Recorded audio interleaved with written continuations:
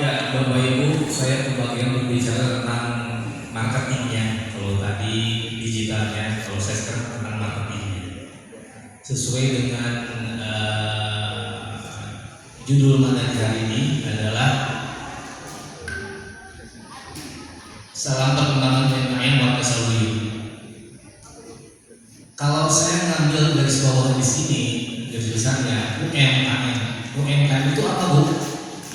UMKM apa, Bu? Usaha. M-nya apa? Mikro. K-nya apa? M-nya satu yang lagi. Jadi usaha mikro, kecil dan menengah. Ibu pengen kecil terus usahanya?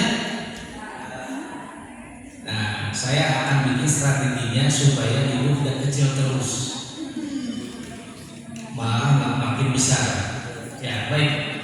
Kalau dibuka ini slide-nya.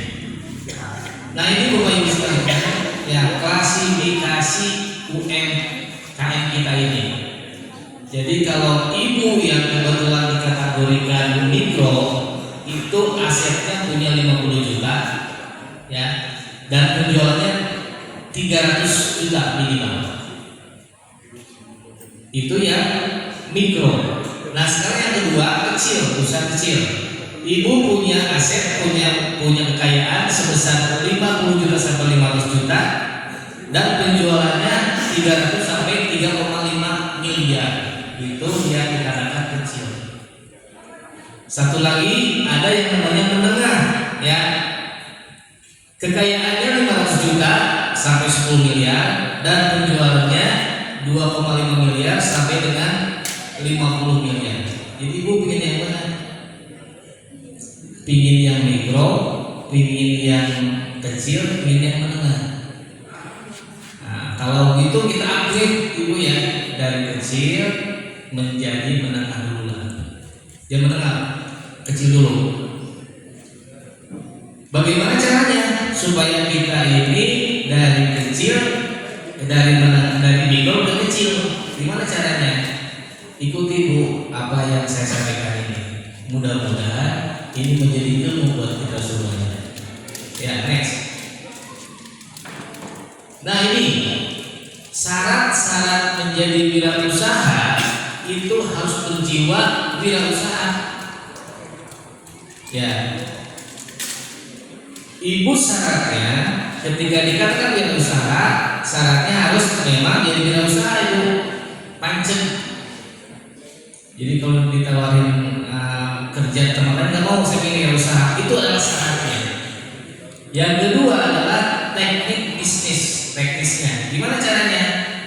Nah, tadi kan teknisnya itu sama teman-teman kita tentang digital, itu teknis Bu. Ya, selanjutnya ada yang namanya ilmu bisnis. Nah, ini ilmu bisnis.